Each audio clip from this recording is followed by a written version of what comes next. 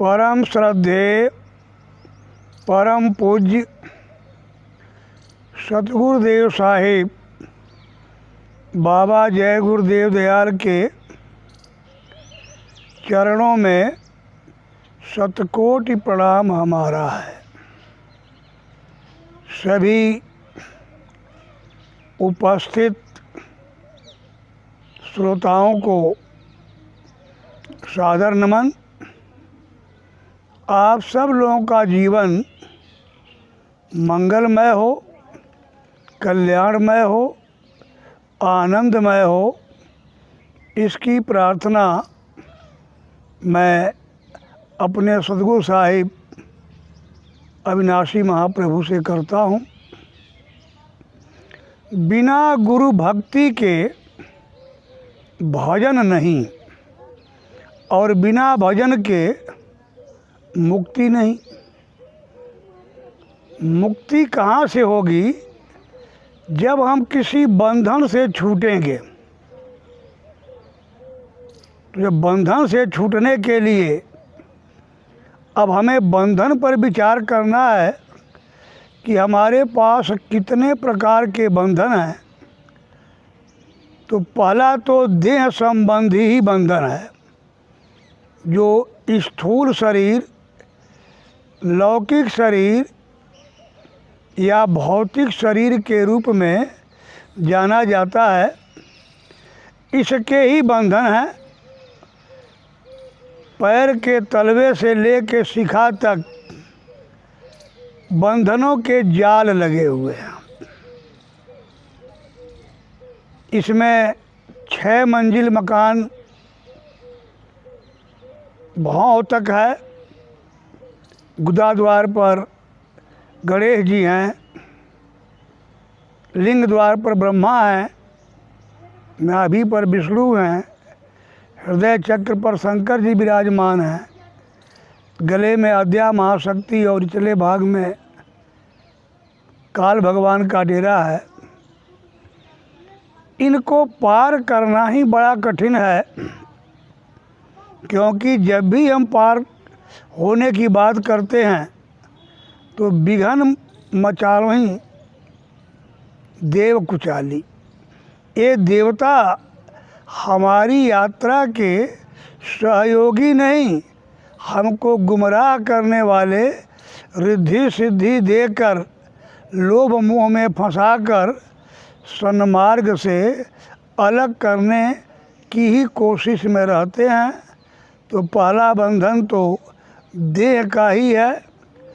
आंतरिक इन चक्रों के अतिरिक्त बाल बच्चे, परिवार, रिश्तेदार, साथी, इनका जो एक पसारा फैला है, मन, इंद्रियां इन्हीं में उलझे हुए हैं। तो जब तक इनका सिमटाव नहीं होगा, जब तक इन बंधनों से हम मुक्त नहीं होंगे, तब तक पहला बंधन पड़ा देह का। देह संबंधी बंधन ही हमको हमारे धाम न जाने के लिए बहुत प्रबल शत्रु है। और बिना देह के प्रभु की साधना भी नहीं होगी। इसके बाद 10 इंद्रियों का बंधन है। चतुष अंतःकरण, मन, चित्त, बुद्धि, अहंकार का भी घेरा है। इसके बाद सूक्ष्म शरीर या सूक्ष्म लोक, कारण शरीर या कारण लोक, इसके भी बंधन हैं। इसके बाद 3 गुण हैं, रजोगुण, तमोगुण, सतोगुण। इसके बाद 3 कर्मों का भी जाल है, संचित, क्रियमान और प्रारब्ध। तो प्रारब्ध तो हमको भोगने के लिए भेजा ही गया है। शेष कर्मों को संचित रखा गया है अगले जन्म के लिए। और फिर जो हम क्रियमान कर्म प्रारब्ध भोग के परे करते हैं, वो भी संचित में जमा हो जाता है। और उसी को भोगने के लिए उस कर्म के मुताबिक हमको देह धारण करके विभिन्न योनियों में जाना पड़ता है। तो जब ये बिना बंधन के छूटे जीवात्मा की मुक्ति नहीं है, क्योंकि जीवात्मा के शक्ति से ही इस जड़ शरीर के द्वारा मन ने इन साधनों का प्रयोग करके और हमारे ऊपर कर्मों का बोझ बनाया है। तो अब इन बंधन को काटने के लिए हमें गुरु की भक्ति करनी पड़ेगी। बिना गुरु के भक्ति के हम ये समझ भी नहीं पाएंगे कि सद क्या है, असद क्या है, करणीय क्या है, अकरणीय क्या है, ग्राह्य क्या है, त्याज्य क्या है। तो गुरु की भक्ति करनी पड़ेगी। अब मेरे भाई बहनों, बराबर चर्चाओं में आता है कि गुरु कौन है। गुरुओं की श्रेणी भी बहुत है। जो ज्ञान देता है वह गुरु है। चोरी का भी तो ज्ञान देने वाले हैं, पॉकेटमारी का भी ज्ञान देने वाले हैं, खेती गृहस्थी कराने का ज्ञान देने वाले हैं, बढ़ईगिरी का, अन्य धंधाओं का, जो कोई भी हुनर सिखाता है, बताता है, वह उस ज्ञान का गुरु ही होता है। इन सब का संबंध देह से है, साधनों से है, भोजन से है और कर्म के सीमा में आकर कर्मों के भुगतान और क्रियमान कर्मों की श्रृंखला में चला जाता है। विद्यालयों में आचार्य लोग भौतिक ज्ञान विज्ञान को भी समझाते हैं। दीक्षा देने वाले गुरु भी दीक्षा का ज्ञान देते हैं। लेकिन आत्मा को परमात्मा के पास जाने या परमात्मा में मिलाप करने या अपने निज स्रोत में मिलने के लिए आत्मज्ञानी गुरु की आवश्यकता है। अब लकड़ी बनाने वाले बढ़ई की कला से आत्मा परमात्मा का मिलाप नहीं करेगी। खेती का हुनर जानने वाले या भौतिक ज्ञान को जानने वाले इन ज्ञानियों के युक्ति से इस आत्मा की मुक्ति नहीं होगी। इन बंधनों को काटने के लिए आत्मज्ञानी गुरु की आवश्यकता है। चूँकि परमात्मा शब्द का महासिंधु है और आत्मा उसी परमात्मा महासिंधु की एक बूंद या कतरा है। शब्द की धार पकड़ करके ही ये अपने निज स्रोत से इस लोक में आई और शब्द की धार ही पकड़ करके अपने लोक में जाएगी। तो जब तक शब्द की साधना नहीं होगी तब तक आत्मा और परमात्मा का मिलाप नहीं होगा। फिर अन्य प्रकार के भी जो बंधन हैं, उन बंधनों को काटने का भी सरल तरीका सतगुरु साहिब को मालूम है। अब गुरु के बारे में कह पाना तो किसी के बस का नहीं है। महापुरुषों ने वहीं पर अपनी कलम रोक दिया कि सब धरती कागज करूं, लेखन सब बन रहा है, सात समुद्र की मश करूं, गुरुगुण लिखा न जाए, गुरुगुण कहा न जाए। तो उस गुरु की महिमा मुझ जैसा अधम जीव क्या कह सकता है। फिर भी अपने काम की व्यवस्था तक की जानकारी के लिए कुछ न कुछ एक मानक तो तैयार करना ही पड़ता है। शब्द ही गुरु है। शब्द जो अनहद अनाहत अलौकिक ज्योतिर्मय दिव्य ध्वनि या ध्वनिमय दिव्य ज्योति, जिसको साउंड एंड लाइट कहते हैं, उसको गुरु शब्द से भी पुकारा गया है। इसलिए परमात्मा आदि अनादि महापरम गुरु ही है, लेकिन वह निराकार है। उसका आकार नहीं है, शक्ति तो है। उसके शक्ति से ही सारी सृष्टि का संचालन होता है, नियंत्रण होता है और उसकी व्यवस्था होती है। उद्भव स्थित संहार कारिणी शक्ति है। पैदा करना, पालन करना, संहार करना, दुखों का हरण करना और हर प्रकार की श्रेष्ठता को प्रदान करने की शक्ति उस शब्द गुरु में ही है। लेकिन वह निराकार है। जब वह निराकार आदि गुरु जब जीवात्मा को अपनी स्रोत में मिलाना चाहता है और तब वह साकार रूप में संत सदगुरु के रूप में प्रकट होता है, क्योंकि खग जाने खग ही की भाषा।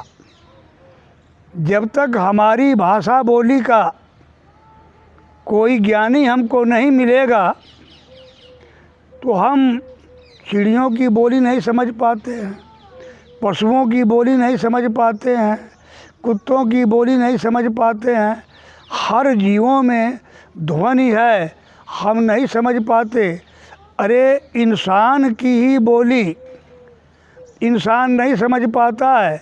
हिंदी क्षेत्र के बीच में तेलुगु, कन्नड़, मलयालम, तमिल आदि भाषाओं को बोलिए तो हम उसका अर्थ नहीं समझ पाते हैं। अंग्रेजी में बोलिए, जो अंग्रेजी नहीं पढ़ा नहीं समझ पाता है। संस्कृत में बोलिए, संस्कृत नहीं बोल पाता है।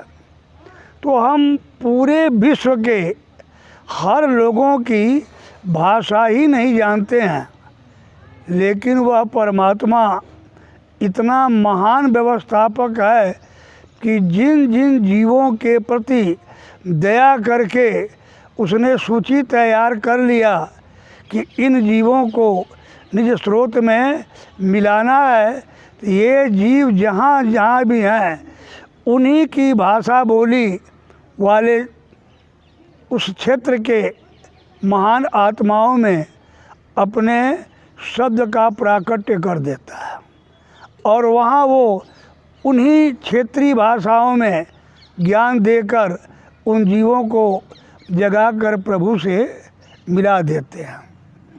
तो शब्द ही गुरु है और गुरु ने, उस परमात्मा ने इस जीवों के कल्याण के लिए अपना 3 विधान बना लिया है।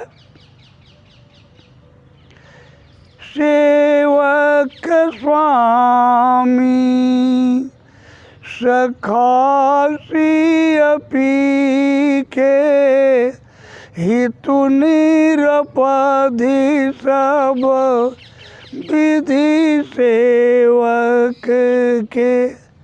सेवक के जगह पर गोस्वामी जी महाराज का नाम है। क्योंकि हमारे गुरु महाराज का नाम रामायण रचयिता गोस्वामी जी का है, तो हम थोड़ा मर्यादा में उसका प्रयोग न करके कहीं सतगुरु कहीं स्वामी जैसा लगता है उसको बोल लिया जाता है। तो वह शब्द जो आदि में शब्द ही शब्द था, कोई रचना थी ही नहीं, वही आदि जुगादि महास्वामी है।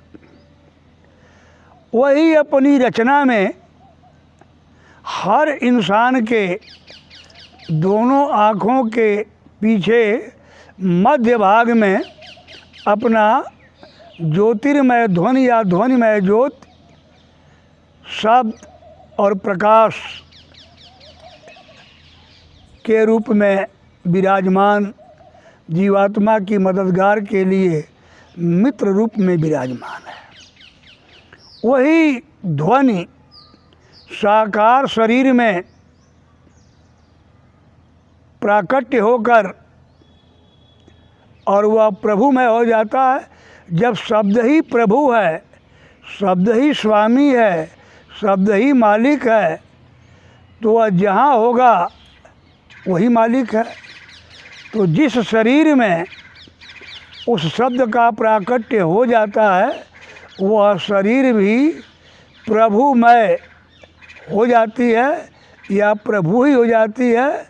वो हमारे संत सद्गुरु होते हैं जो हमारी बोलचाल की भाषा में हमको प्रभु के पाने की प्रेरणा देते हैं, युक्ति बताते हैं और उस पर चलने का तौर तरीका सिखाकर अभ्यास कर उसके मिलाने में सहयोग करते हैं। इन तीनों में सबसे बड़ी अहमियत साकार सद्गुरु की है, क्योंकि घट में बैठा प्रभु हर घट में है, लेकिन हम बाहर दुनिया में खोजने जाते हैं। जंगलों, पहाड़ों, उजाड़ों, नदियों, नालों, तीर्थों, मंदिरों, मस्जिदों, गिरजाघर, गुरुद्वारा, कहाँ कहाँ दौड़ करते हैं। घट में है और मठों में खोजते हैं, जगह जगह खोजते हैं, क्योंकि इस आँख से दिखाई देगा नहीं और अंतर की आँख, अंतर के ज्ञान वाले गुरु की योग युक्ति के द्वारा ही खुलेगी और वह योग युक्ति साकार सद्गुरु के हाथ में है। इसलिए इनकी अहमियत, इनकी महत्ता इन दोनों से बड़ी है, साकार सद्गुरु की, क्योंकि बिना इनके न अंतर के गुरु का ज्ञान मिलेगा, न पहचान मिलेगी, न उसकी साधना हो पाएगी, न हम अपने आदि स्रोत स्वामी से ही मिल पाएंगे। तो यह एक सेवक के रूप में हमारे लिए तो परमात्मा परम प्रभु ही हैं, लेकिन उनकी महानता बड़प्पन यह है कि वह स्वयं अपने को सेवक कहते हैं कि मैं तो उस मालिक का सेवक हूँ, उसका हजूरी हूँ, उसका हरकारा हूँ, जो उसने आदेश दिया है उस आदेश को करता हूँ और उसकी सेवा करता हूँ। तो अब जीवात्मा शब्द स्वरूप है और परमात्मा शब्द स्वरूप है, तो फिर परमात्मा को पाने के लिए जीवात्मा जब शब्द गुरु को पाएगी तभी वो जाएगी। तो शब्द गुरु सुरत धुन चेला, सुरत शिष्य शब्दय गुरु, मिल मार्ग जाना हो, लखि आकाश औधा कुआं, तामे सुरत समाना हो। ये घट रामायण की बात है। शब्द गुरु, गुरु जानिए, गुरुमुख होई, सुत धुन चेला भाई। प्रश्न करते हैं लोग कि आपका गुरु कौन है, कहाँ रहता है, कैसे रहता है। आध्यात्मिक भाषा में ये प्रश्न आया, गुरु तुम्हारा कहाँ है, चेला कहाँ रहा है, क्यों करके मिलना भया, क्यों बिछुड़े आवे जाए। गुरु हमारा गगन में, चेला है चितमाय, सुरत शब्द मिलना भया, बिछुड़त कबहू ना। जब सुरत और शब्द का मेल हो जाएगा तो शब्द ही गुरु है और सुरत शब्द मिल गया तो परमात्मा भी गुरु है, सतगुरु भी गुरु है। फिर जब सुरत शब्द योग का ज्ञान मिल गया, श्रुत शब्द योग का अभ्यास मिल गया और श्रुत शब्द को पकड़कर शब्द में लीन होने लगी तो कभी भी बिछुड़ाव नहीं होगा। तो कहा कि अगर मालिक से मिलना है, अपने निज स्रोत जाना है, तो हमको शब्द गुरु करना पड़ेगा। शब्द गुरु को कीजिए बहुतक गुरु लवार, अपने अपने लोभ को ठौर ठौर बटमार। ये वाणी कबीरदास जी की है कि जो शब्द का ज्ञान रखता हो। वैसे तो कहा है कि साधु साधु सब ही बड़े, सब माथे के मोर सिरमौर,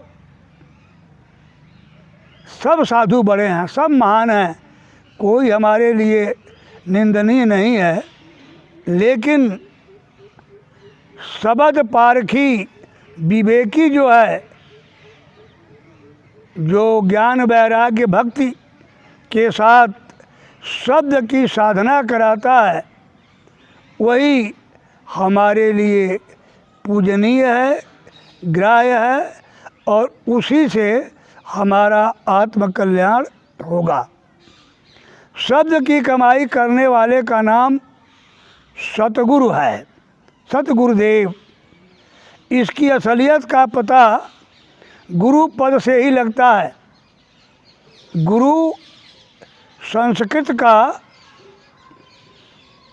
शब्द है, यह गृह धातु से निकला है, जिसका अर्थ है आवाज़ देना या बोलना, शब्द का उच्चारण करना। शब्द देने वाले, शब्द अभ्यास करने वाले, शब्द के साथ संबंध रखने वाले का नाम संत सद्गुरुदेव महाप्रभु ही है। गुरु वही जो शब्द स्नेही, कहा है ऐसा गुरु करो जो सच शब्द को दृढ़ करवा सके, जो है तो अकथ पर हमें कथा देवे, यानी अंतर में शब्द का योग कराकर प्रभु से मिला देवे। भाई सोई सतगुर संत कहावे, जो नैनन अलख लखावे।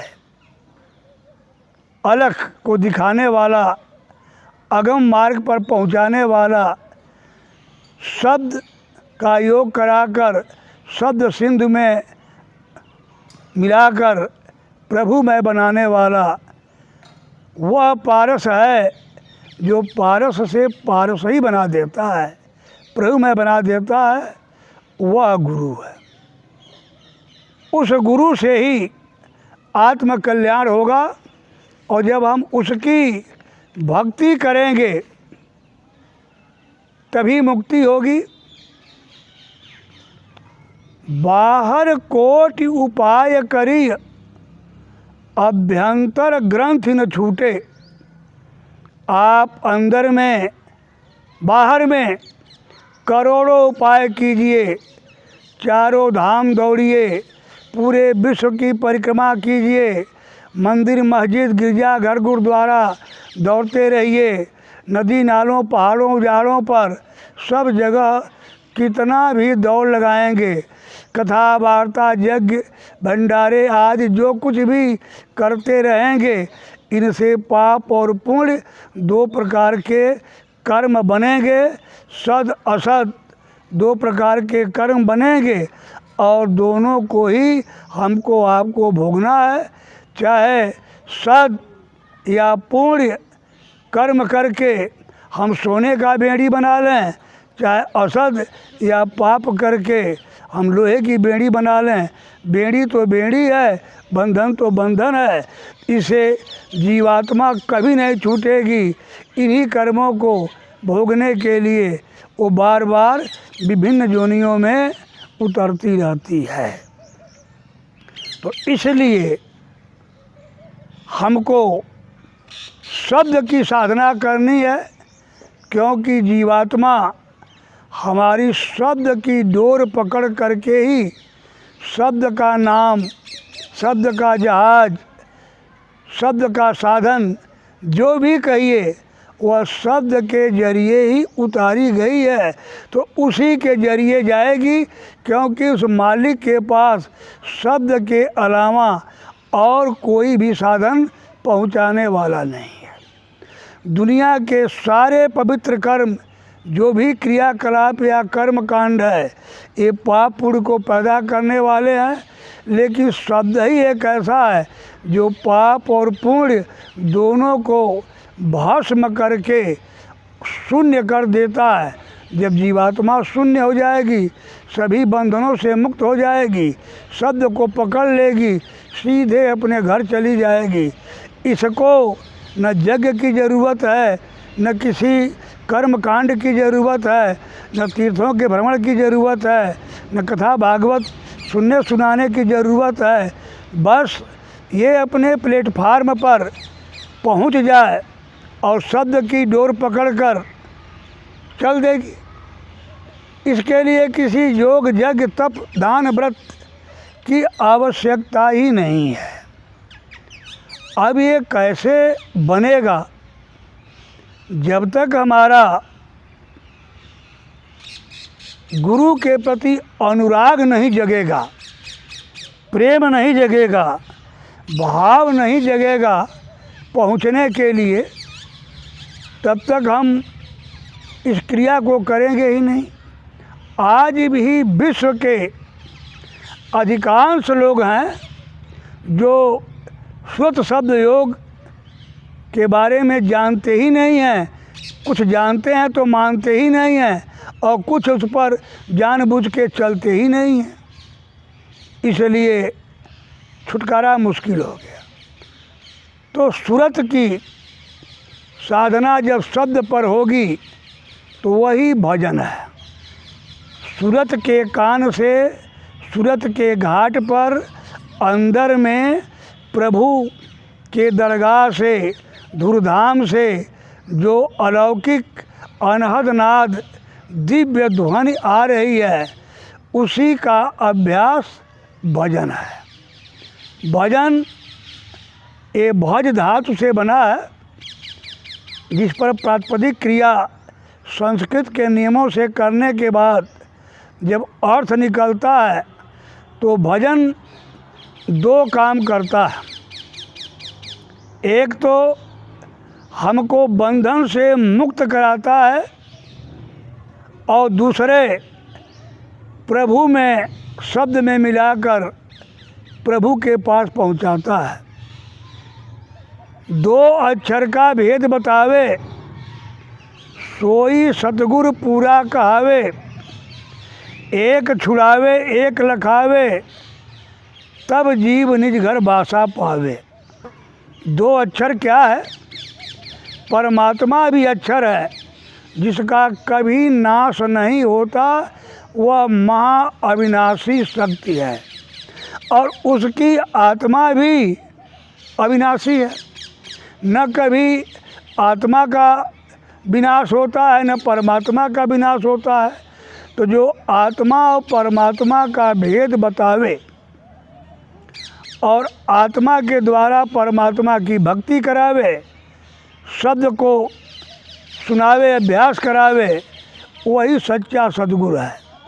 रामायण में दिया है, सुधा वृष्टि भई दो दल माही, जिए भालु कप निश्चर नाही। वह शब्द ऐसा अमृत है कि जब आँखों के मध्य में पीछे के भाग पर जब वह अमृत आता है, तो जितनी विरोधी शक्तियाँ हैं, काम क्रोध लोभ मोह मद यानी असद विभाग, सब मूर्छित होता है, नष्ट होता है, समाप्त हो जाता है। लेकिन शील क्षमा संतोष विरह विवेक प्रेम मुदिता भक्ति ये सब जग जाते हैं, ये बलवान हो जाते हैं, सद शक्ति शक्तिवान हो जाती है, और असद शक्ति श्रीहीन क्षीण हो जाती है। ये शब्द की स्थिति बनती है। तो भज माने भागना भी होता है, हटना भी होता है, और भज माने लीन भी होना होता है। तो वह शक्ति जो हमको असद से हटा दे और सद में मिला दे, तो ये शब्द शक्ति है। और जीवात्मा जब उस शब्द शक्ति की साधना करती है तो असद शक्तियाँ धीरे धीरे क्षीण होकर नष्ट हो जाती हैं, सद शक्तियाँ धीरे धीरे शक्तिशाली होकर के सद सच या सद स्वामी में जाकर मिलकर सद शक्ति ही बन जाती हैं। अब इसके लिए आवश्यक है कि सतगुरु पर विश्वास नहीं होगा तो हम उनकी बात मानेंगे ही नहीं। कहेंगे ये कहाँ से कौन सी पूजा आ गई, न काली की पूजा, न भवानी की पूजा, न सत्यनारायण की पूजा, ये सब तीर्थ व्रत सबको लोलक करके ये कौन सी बता रहे हैं। तो जब तक हमारा सतगुरु के प्रति श्रद्धा नहीं होगी और उनके वाणी के प्रति विश्वास नहीं होगी, तब तक हम उनके द्वारा बताए गए भजन के मार्ग को अपनाएंगे नहीं। अपनाएंगे तो पूरी निष्ठा के साथ साधना करेंगे नहीं, और बिना भजन के मुक्ति होगी नहीं। बिनु विश्वास भगति नहीं, बिना विश्वास के भक्ति संभव नहीं है। तेहि बिनु द्रवहीन राम, बिना विश्वास, बिना श्रद्धा, बिना प्रेम के भक्ति नहीं होगी, और भक्ति नहीं होगी तो द्रवहीन राम, राम साकार सतगुरु के लिए भी और निराकार अलौकिक दिव्य ध्वनि के लिए भी प्रयोग हुआ है। तो यानी वह न तो अविनाशी महाप्रभु ही प्रसन्न होगा, न सद्गुरु ही प्रसन्न होगा, क्योंकि सद्गुरु की प्रसन्नता ही उसकी प्रसन्नता है। तो बिना श्रद्धा विश्वास के और राम कृपा बिनु सपने हो जीव की लह विश्राम, बिना प्रभु के कृपा के जीव को कभी विश्राम नहीं मिल सकता, मुक्ति नहीं मिल सकती, आने जाने आवागमन के बंधनों में बंधा ही रहेगा। जीवात्मा की कुशलता कब होगी, तब लगी कुशल न जीव कहूँ, सपने हूँ मन विश्राम, जब लगी भजतन राम कहूँ, शोक धाम तजी काम। जो शोक का धाम काम, क्रोध, लोभ, मोह, मद, मत्सर अर्थात असद विभाग को जब तक हम त्यागेंगे नहीं और जब तक हम प्रभु का भजन करेंगे नहीं, तब तक जीवात्मा का कल्याण संभव नहीं है। वचन कर्म मन मोर गति, भजन करहि निह काम। अगर हम भजन को कोई कामना लेकर, इच्छा लेके करते हैं, तब तो हमारा स्वार्थ हो गया, और स्वार्थ की सिद्धि होगी, हम छोड़ देंगे। जब तक हम निष्काम भक्ति नहीं करेंगे, गोस्वामी जी ने दूसरे कड़ी में कहा है, सहज स्नेह स्वामी सेवकाई, स्वार्थ छल फल चारि बिहाई। सहज स्नेह शब्द से प्रेम और स्वामी सद्गुरु की सेवकाई, यह अनिवार्य शर्त है कि उस मालिक से मिलने की प्रबल विरह हो, तड़प हो, वेदना हो, अंतर में अमिट चाह हो, उसके बाद सतगुरु की परम भक्ति हो। अगला शर्त है कि यह स्वार्थ रहित हो, किसी कामना को लेकर, चाह को लेकर, फल की इच्छा लेकर नहीं, और विचारों में छल न हो, और कामार्थ धर्म मोक्ष इन सब के परे केवल प्रेम भक्ति, भाव भक्ति हो, तभी भजन होगा और तभी जीवात्मा की मुक्ति होगी। क्योंकि इच्छा लेकर के करेंगे तो फिर इच्छा वाला कर्म तो बन ही जाएगा। अन्य कड़ी में आया है, सहज स्नेह न मन कुटिलाई, और भजिय राम तज छल चतुराई। छल, प्रपंच, चतुराई, कुटिलाई आदि असत वृत्तियों को छोड़कर जब हम शब्द से स्नेह करके शब्द के मार्ग को प्रशस्त करने वाले सद्गुरु की भक्ति करेंगे, तभी हम अपने घर जाएंगे, तभी बंधन मुक्त होंगे। बंधन के लिए तो साफ आया कि जब ही नाम हृदय धरा, भया पाप का नाश, मानो चिन्हगी आग की लगी पुरानी घास। यह शब्द ही एक ऐसा है कि जो सद असद सबको भस्म करके शून्य कर देता है। यह देहातीत, गुणातीत, कर्मातीत और सब बंधनातीत करने की शक्ति केवल शब्द में है। तो अगर हम मुक्ति चाहते हैं और अपने निज स्रोत में जाना चाहते हैं तो हमको शब्द की साधना करनी पड़ेगी। क्योंकि सद्गुरु शब्द स्वरूप है, वह देखने में तो एक मानव काया में है, लेकिन उसकी आत्मशक्ति, परमात्म शक्ति, शब्द शक्ति ही है। तो शब्द की साधना करनी पड़ेगी। उसके लिए गोस्वामी जी ने कहा कि वचन कर्म मन मोरी गति, मनसा वाचा कर्मणा, हर प्रकार से केवल गुरु की सेवा भक्ति और प्रभु के मिलन की तड़प हो, और भजन करें निष्काम, और शब्द की साधना निष्काम भाव से करे, तो तिनके हृदय कमल मऊ करऊँ सदा विश्राम। उनके हृदय कमल में मैं सदैव वास करता हूँ।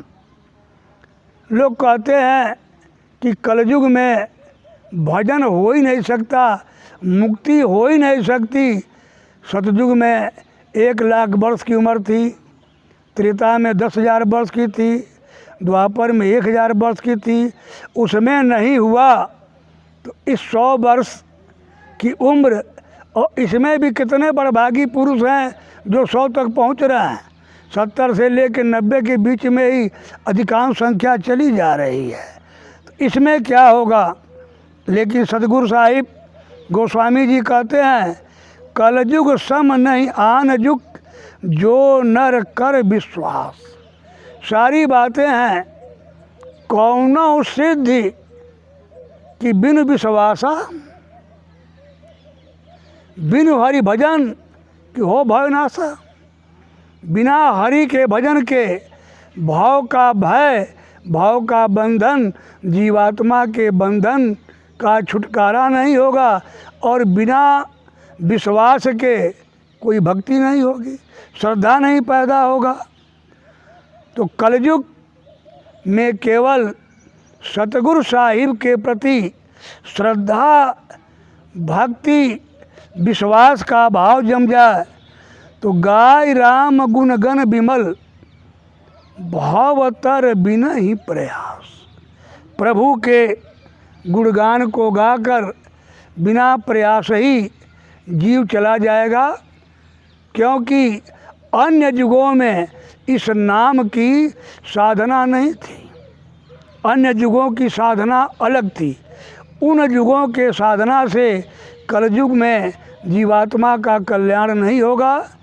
कबीर साहब का अवतार कलयुग में जीवों के पार करने के लिए प्रभु का एक विशेष कृपा हुई, जिन्होंने आकर इस मार्ग को जारी किया और मार्ग प्रशस्त किया। तो कलयुग में साफ दिया है, कलयुग केवल नाम आधारा, सुमिरी सुमिरी नर उतर ही पारा, नहीं कल कर मन धर्म विवेकु, राम नाम अवलंबन को, कलयुग योग यज्ञ नहीं दाना, एक आधार नाम गुण गाना। कलयुग में संतों ने अन्य सारी साधनाओं को स्थगित करके केवल जीवात्मा की साधना कि वह सुमिरन के द्वारा अपना सिमटाव करके ध्यान के द्वारा आज्ञा चक्र पर ठहराव करके शब्द को पकड़ ले, तो शब्द में attractive and magnetic power for soul, आत्मा को आकर्षित करने और चुंबकीय शक्ति से खींचकर ले जाने की यूनिक पावर, बेजोड़ शक्ति है। उससे चिपकते ही वह सीधे अपने धाम चली जाएगी, बीच में कोई रुकावट की बात नहीं आएगी। इतना सरल, इतना वैज्ञानिक और शुद्ध विज्ञान संतों ने हमारे आपके लिए दिया, जिसके लिए कोई शर्त नहीं रखा, न जाति का शर्त रखा, न धन का शर्त रखा, न सेक्स का शर्त रखा। इसके लिए कहा चाहे वो स्त्री हो, चाहे पुरुष हो, हिंदू हो, सिख हो, मुसलमान हो, ईसाई हो, किसी कौम कौमियत जाति का हो, गरीब हो, अमीर हो, ये सबके लिए जो मानव शरीर में है ये मार्ग प्रशस्त है।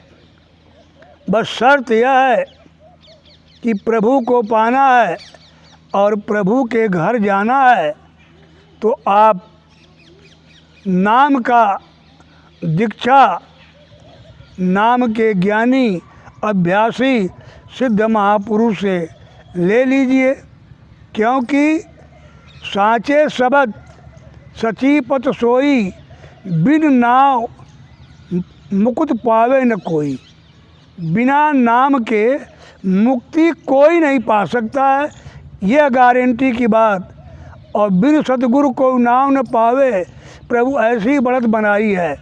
बिना सतगुरु के नाम नहीं और बिना नाम के मुक्ति नहीं, तो उसको लेना है।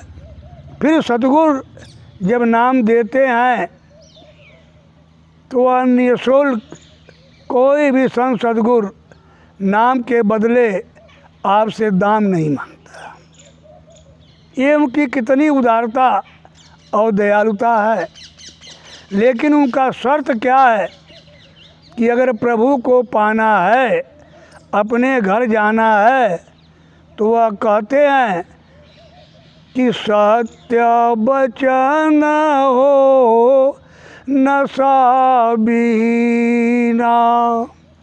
शाकाहारी चरित नहीं ना, हक कमाई चोरी नहीं जाना, जुआ समझत पाप समाना। चोरी जुआ मुखबिरी, ब्याज घूस पर नार, एति वस्तु निवारिये। नशा मांस पर धन तजो, कर भक्ति भजन दीदार। उन्होंने कहा कि औरत और दौलत के लोभ और मोह से बचकर आप शाकाहारी हो जाओ, और आपको रास्ता देता हूँ, आप साधन करो। ये जीते जी अनुभव का विषय है, मरने के बाद नहीं। अभी करो, अभी अनुभव पाओ। इसमें उधार नहीं, कल की बात नहीं, मरने के बाद की बात नहीं। कितना सच्चा विज्ञान और कितना साधन है, लेकिन इस साधन को हम नहीं कर पा रहे हैं। यदि घर जाना है तो हमें करना पड़ेगा। इसलिए कहा कि बिना गुरु के नाम नहीं, बिना गुरु की भक्ति सेवा के नाम नहीं, और बिना नाम के भजन के मुक्ति नहीं। अगर आप आवागमन से मुक्त होकर अपने घर, अपने निज स्रोत में जाकर प्रभुमय होना चाहते हैं, तो आपको सदगुरु साहिब की भक्ति करके उनके द्वारा बख्शिश किए गए नाम की, उनके युक्ति के मुताबिक साधना करना है, और उस साधना से ही मुक्ति होगी। बिना भजन मुक्ति संभव नहीं है। भजन किसका होगा? नाम का, शब्द का। शब्द का अधिकार किसके पास है? सद्गुरु के पास है। तो सद्गुरु को ग्रहण कीजिए, स्वीकार कीजिए, खोजिए, मिल जाते हैं। नाम लीजिए, उनके शर्त को स्वीकार कीजिए, युक्ति के मुताबिक भजन कीजिए, मुक्ति लीजिए, आपका जीवन सफल हो जाएगा। इसके लिए गोस्वामी जी ने कई पात्रों से कहवाया है कि यदि इह लोके सुखम भुक्त्वा चांते सत्यपुरम जजऊ, अगर इस लोक में भी आप अमन चैन सुख शांति से रहकर अंत में अपने निज स्रोत में जाना चाहते हैं, तो संतों की शरणागत गहिए, और जब उनके पास जाएंगे तो क्या स्थिति बनेगी? देखिए, साक्ष्य है, सुमति सुधा बाढ़ही नित नई।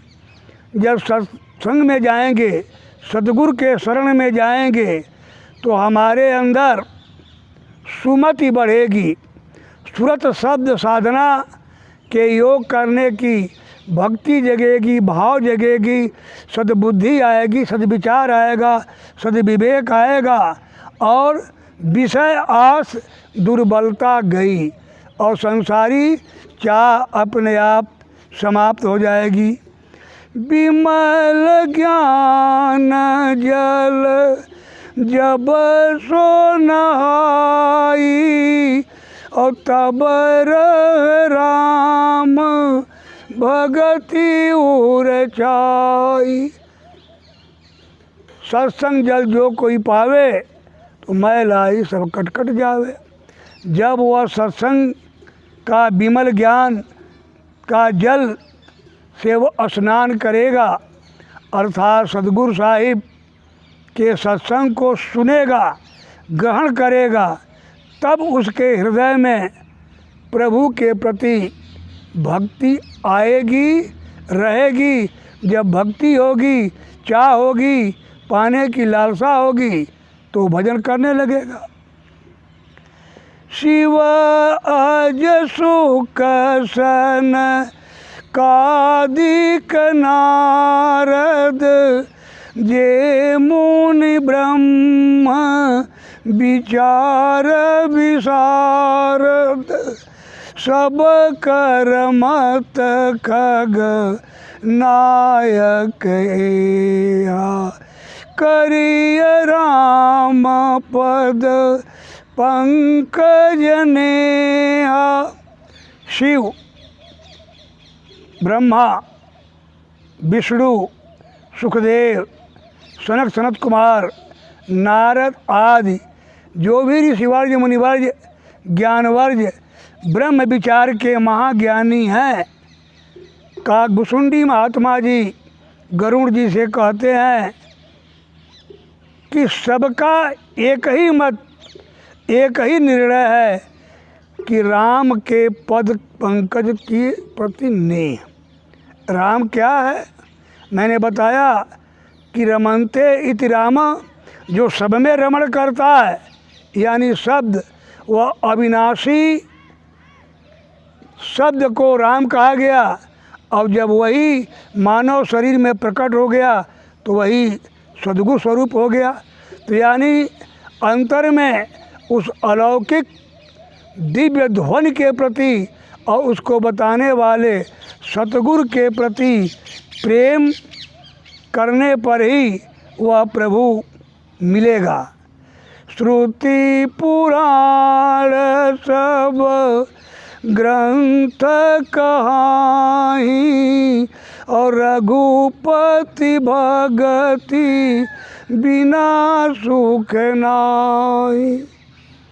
श्रुतियों में यानी वेद, पुराण, कुरान, बाइबिल, जो भी हमारे धर्म ग्रंथ जिस किसी भी मजहब के हैं, सबका एक ही निर्णय है कि जब तक हम उस मालिक महान, उस प्रभु की भक्ति नहीं करेंगे, भजन नहीं करेंगे, तब तक हमको किसी प्रकार का अंदर बाहर कोई भी सुख नहीं मिलेगा। उदाहरण दे रहे हैं, कमठ पीठ जा मही बरुबारा बांध्या सुत बरु काहू ही मारा। कोई कह दे कि कछुआ के पीठ पर बाल जमा हुआ है, यह संभव है, कछुआ के पीठ पर बाल नहीं होता है। लेकिन कोई कह दे कि हमने देखा कछुआ के पीठ पर बाल जमा है, इस असंभव को भी कुछ समय के लिए संभव भले मान लो। कोई कह दे कि एक बंध्या के लड़के ने एक की बड़ी मारपीट कर दी, जब बंध्या है तो सुत ही कहाँ से होगा। ये दोनों असंभव है, न कमठ पीठ पर बाल जमता है, न बंध्या का सुत होगा, किसी को मारता है। कोई कह दे कि फूल ही न बबरू बहुविधि फूला। कोई कह दे कि मैंने बिना धरती के आधार के पेड़ देखा है, आकाश में बिना आधार के तरह तरह के फूल को देखा है। ये सब असंभव को संभव मान लो। लेकिन कोई कह दे कि जीवन ल सुख हरि प्रतिकूला, कि जो प्रभु से प्रतिकूल है, गुरु से दूर है, भजन से दूर है, उसको सुख स्वप्न में भी नहीं मिलेगा। आगे उदाहरण दे रहे हैं, त्रिसा जाई बरु मृग जल पाना बरु जामहि सस शीस बिसाना। कोई कह दे कि मृग तिसरा बालू पर दिखने वाला तरंग जैसे मालूम होता है कि पानी है, उसको पी करके कोई मृग शांत हो गया। इस असंभव को संभव मान लो। कोई कह दे कि हमने खरगोश के सिर पर सींग देखा है, ये भी मान लो। अंधकार बरसबिन साहब है, कोई कह दे कि अंधकार ने सूर्य को ढक लिया, ये सब असंभव संभव मान लेना। लेकिन कोई कह दे कि राम के विमुख, सतगुरु से विमुख रहकर और शब्द की साधना छोड़कर कोई जीव सुख पाया है, यह संभव नहीं है। आगे तमाम उदाहरण दे रहे हैं। हिमते अनल प्रकट बरु होई, विमुख राम सुख पावन कोई। कोई कह दे कि बर्फ से आग पैदा हो गई, ये संभव है। इन असंभव को तुम भले ही संभव मान लो, लेकिन कोई यह कह दे कि सतगुरु का विमुख, प्रभु का विमुख, गुरु की भक्ति छोड़कर, भजन छोड़कर कोई सुख पाया, बंधन मुक्त हुआ और अपने घर गया, इसे कतई मत मानना। बारी मत है घृत हो ही बरु। गोस्वामी जी महाराज ने कितना दृष्टांत दे दे के समझाया कि पानी में मथानी चलाने पर, पानी को बिलोय करने पर कोई कह दे घी निकल गया, इस असंभव को मान लेना। कोई कह दे कि बालू के पेरने से तेल मिल गया, यह संभव मान लेना। लेकिन कोई कह दे कि बिना हरि के भजन के कोई बंधन मुक्त होकर अपने घर चला गया, इसे मत मानना। यद्यपि वो सारे असंभव कभी संभव नहीं हो सकते, लेकिन कहा इस महाअसंभव में भी महाअसंभव है कि बिना प्रभु के भजन के कोई जा नहीं सकता। मसकई करई बिरंची प्रभु, उस नाम की क्या शक्ति है, प्रभु की क्या महिमा है कि वह मच्छर को चाहे तो ब्रह्मा बना सकता है और ब्रह्मा को चाहे तो मच्छर से भी हीन कर सकता है। ऐसे उस नाम के सामर्थ्य को गोस्वामी जी कह रहे हैं, अस विचार तज संशय राम ही भज ही प्रवीण। जो चतुर लोग हैं वह सब प्रकार के संशय को त्याग कर प्रभु का भजन करते हैं। आगे उदाहरण देते हैं। राका पति षोडश उवही, तारा गण समुदाय, सकल गिरिन दवलाइए, रवि बिनु रात न जाए। कह रहे हैं कि राकापति यानी चंद्रमा अपनी पूर्ण कला से उग जाए, निकल जाए और सारे तारागण भी अपने पूर्ण प्रकाश से दिखाई दें। संसार के सभी पहाड़ों और जंगलों में आग लगा दिया जाए, ये सब मिल करके भी रात को नहीं मिटा सकते। जैसे बिना सूर्य के रात नहीं मिट सकती, वैसे ही बिना गुरु की भक्ति के नाम नहीं, नाम के भजन के बिना मुक्ति नहीं होगी। ऐसे ही बिनु हरि भजन खगेशा, मिटहि न जीवन केरा कलेसा। काकभुसुंडी महात्मा जी गरुड़ जी से कहते हैं, इसी प्रकार से बिना प्रभु के भजन के जीव का क्लेश नहीं मिटेगा। जीव का क्लेश क्या है? आवागमन का बंधन। आवागमन से मुक्ति तभी मिलेगी। सीधा शब्द है सतगुरु साहिब की सेवा और भक्ति, उनके द्वारा बख्शे गए नाम का भजन या शब्द की साधना से ही जीवात्मा की मुक्ति होगी। आगे शंकर जी भी अपना साक्ष्य दे रहे हैं। उमा कहे वो निज अनुभव अपना, सत हरि भजन जगत सब सपना। शंकर जी भी दे रहे हैं, कह रहे हैं कि हरि का भजन ही सत्य है, शब्द की साधना ही सब कुछ है। बाकी दुनिया के सारे क्रियाकलाप एक प्रपंच है, स्वप्न है, नाशवान है। केवल शब्द ही अविनाशी है, आत्मा अविनाशी है और परमात्मा अविनाशी है। तो अविनाशी में मिलने के लिए अविनाशी आत्मा के द्वारा अविनाशी शब्द की साधना पर ही अविनाशी धाम और अविनाशी प्रभु मिलेंगे। ये सब विचार कैसे पुष्ट होगा, कैसे ठीक होगा, कैसे चलेगा, उसके लिए उन्होंने कहा, शंकर जी ने, गिरिजा संत समागम समन लाभ कछुआन।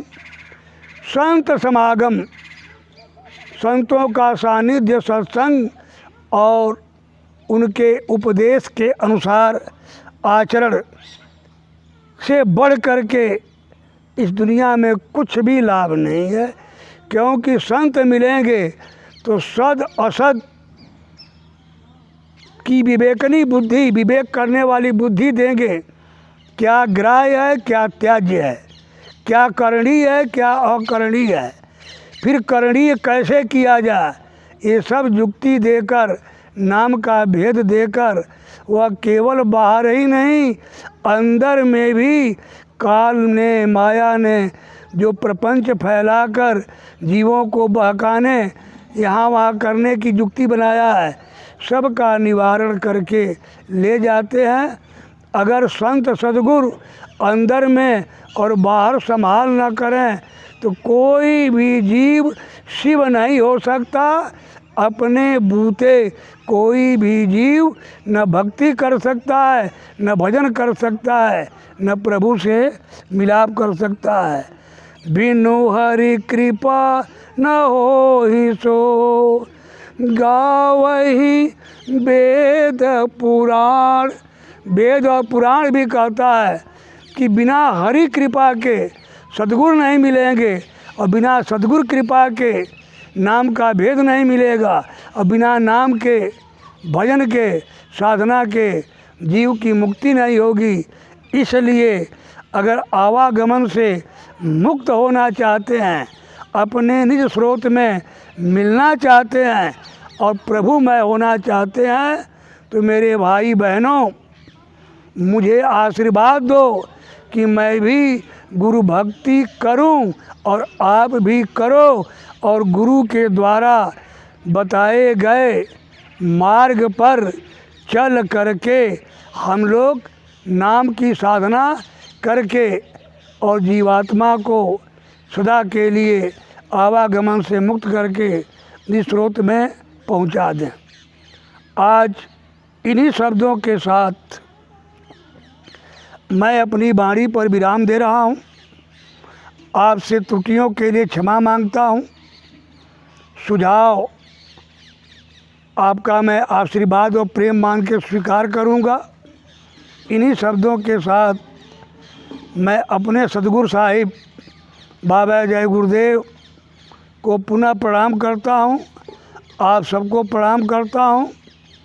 जय भारत वर्ष, जय गुरुदेव।